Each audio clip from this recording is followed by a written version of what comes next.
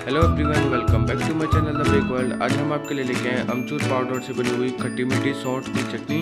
तो वीडियो के अंत तक जरूर बने रहें। अगर आपको ये वीडियो इन्फॉर्मेटिव लगे तो लाइक, कमेंट, शेयर और सब्सक्राइब करना ना भूलें।